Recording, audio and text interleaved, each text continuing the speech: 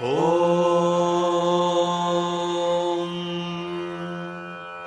प्रातः स्मरामि गणनाथमनाथबन्धुम् सिन्धूरपूरपरिशोभितगण्डयुग्मम् उद्दण्डविघ्नपरिखण्डनचण्डदण्डम्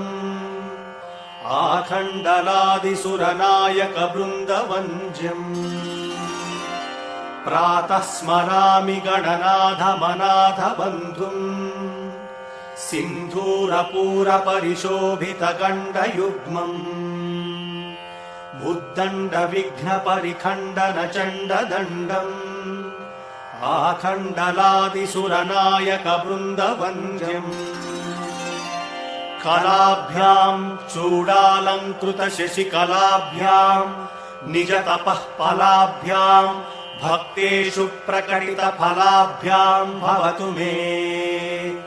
शिवाभ्याम् अस्तोकत्रिभुवन शिवाभ्याम् हृदि पुनर्भवाभ्याम् आनन्दस्फुरदनुभवाभ्याम् नतिरियम् नमस्ते नमस्ते महादेव शम्भो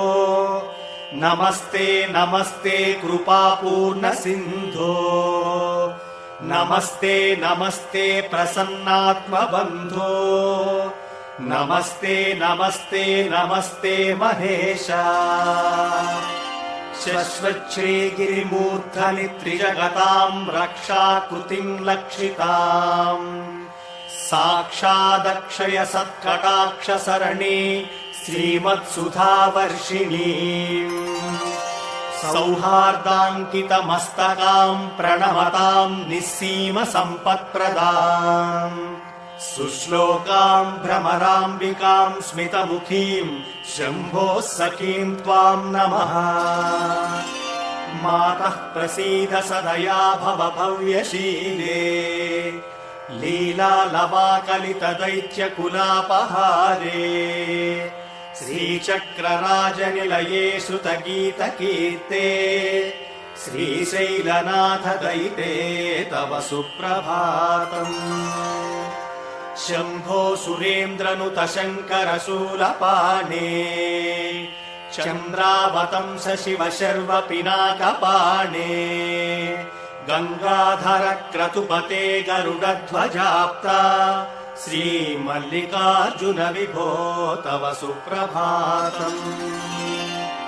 विश्वेश विश्वजन सेवित विश्वमूर्ते विश्वम्भर त्रिपुरभेदन विश्वयोने फालाक्ष भव्य गुणभोगि विभूषणेश श्रीमल्लिकार्जुन विभो तव सुप्रभातम् कल्याणरूप करुणाकर कालकण्ठा कल्पद्रुम प्रसव पूजित कामदायिन् दुर्नीति दैत्यदळनोद्यत देवदेव श्रीमल्लिकार्जुन विभो तव सुप्रभातम् गौरी मनोहर गणेश्वर सेविताङ्घ्रे गन्धर्व यक्षसुर किन्नर गीतकीर्ते गण्डावलम्बि फणिकुण्डल मण्डितास्य श्रीमल्लिकार्जुन विभो तव सुप्रभातम्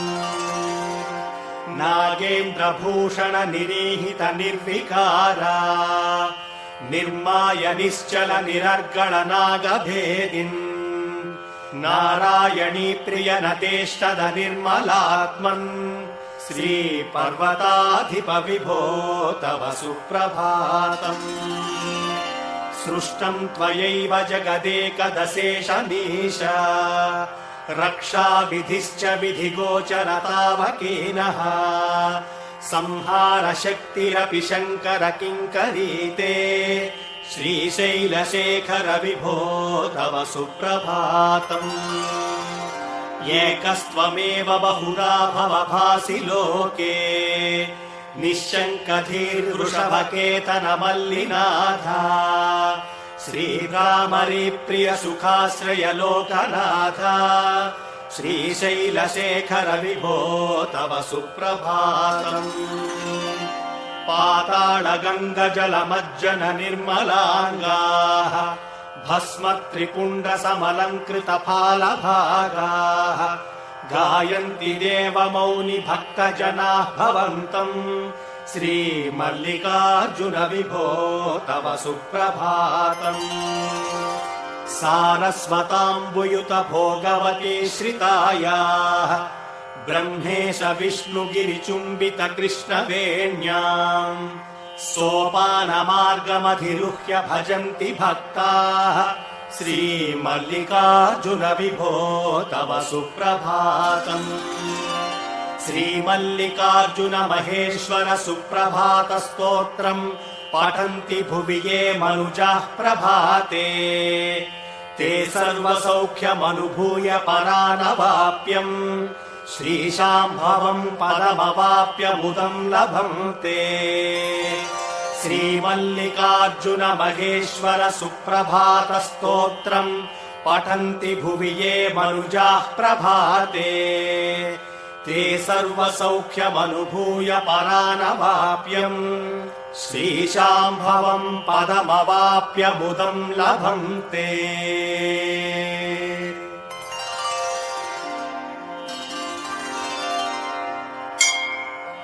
नमः शिवाभ्याम् नवयौवनाभ्याम् परस्पराश्लिष्टवपुर्धराभ्याम्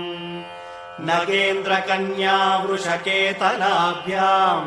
नमो नमः शङ्कर पार्वतीभ्याम्। नमः शिवाभ्याम् वृषवाहनाभ्याम् विरिञ्चि विश्वेन्द्र सुपूजिताभ्याम्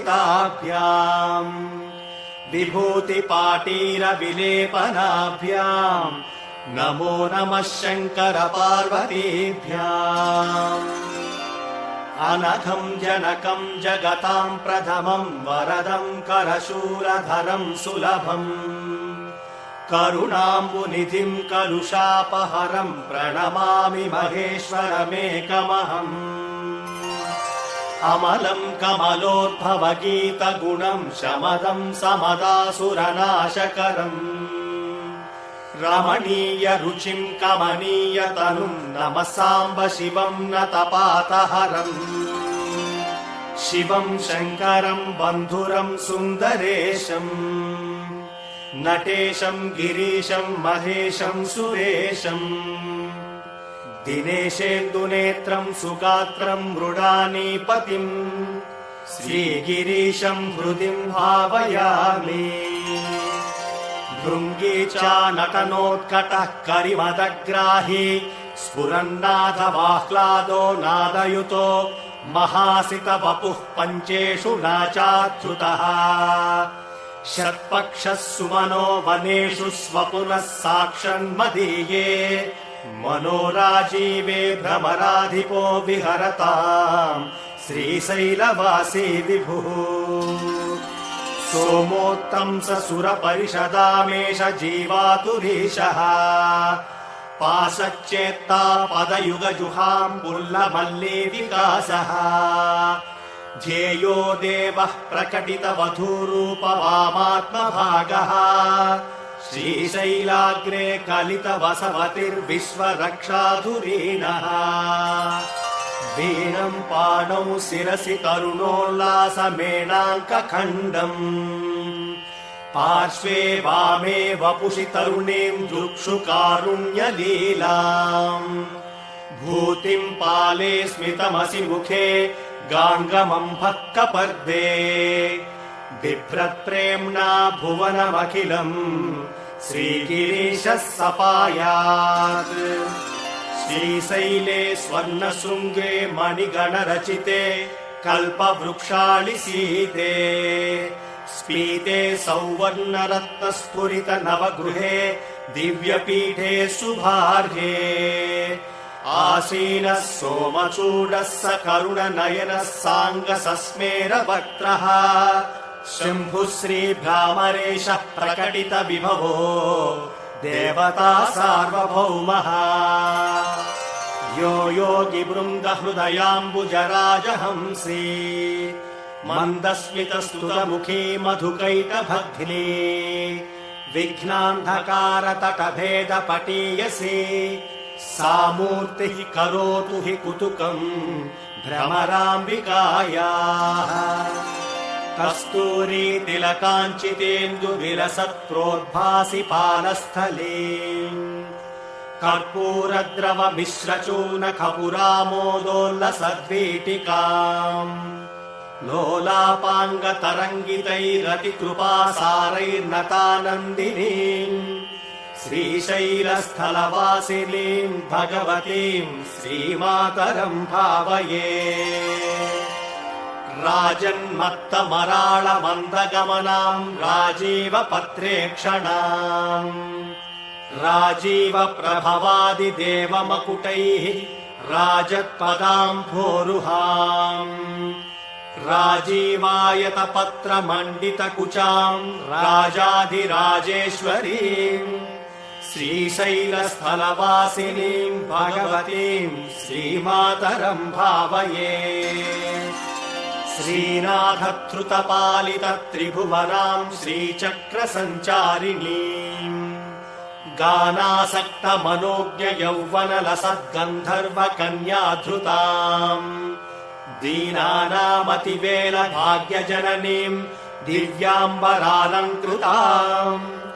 श्रीशैलस्थलवासिनीम् भगवतीम् श्रीमातरम् भावये उभौ दर्वीकुम्भौ मणिकनकसम्भावितगुणौ दधाना पाणिभ्याममृतरसमृष्टान्नकलितौ कलाभ्या कल्याणी कलितसदना श्रीगिरिशिखरस्य सौभ्रामर्यम् वा रचयितुमदिष्टार्थविभवम् उभौ दर्वीकुम्भौ मणिकनकसम्भावितगुणौ दधाना पाणिभ्याममृतरसमृष्टान्नकलितौ कलाभ्या कल्याणी कलितसदना श्रीगिरिशिखरस्य सौभ्रामर्यम् वा रचयितुमदिष्टार्थविभवम्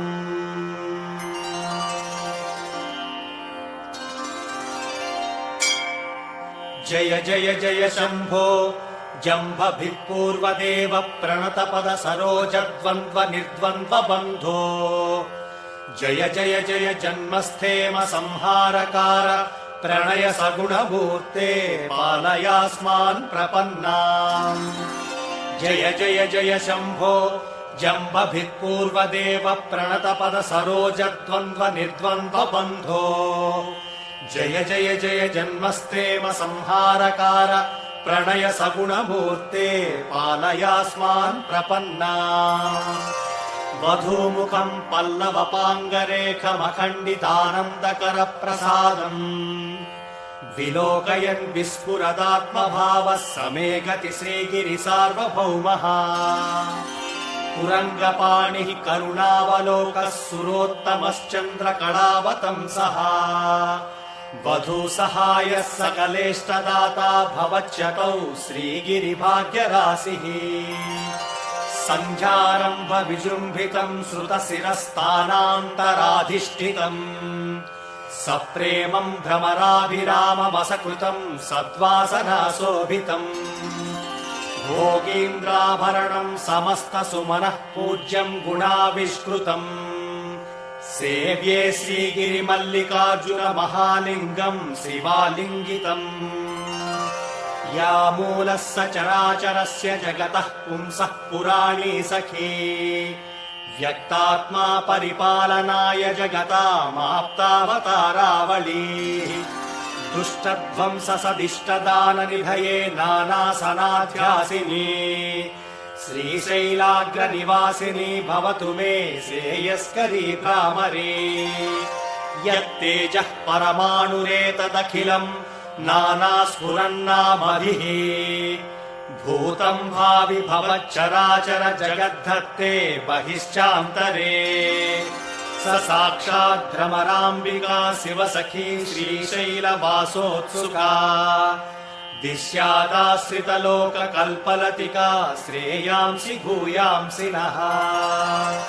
शरणम् तरुणेन्दुशेखरः शरणम् मे गिरिराजकन्यका शरणम् पुनरेव तावुभौ शरणम् नान्यदुपैमि दैवतम् शरणम् करुणेन्दुशेखरः शरणम् मे गिरिराजकन्यका शरणम् पुनरेव तावुभौ शरणम् नान्यदुपैमि दैवतम्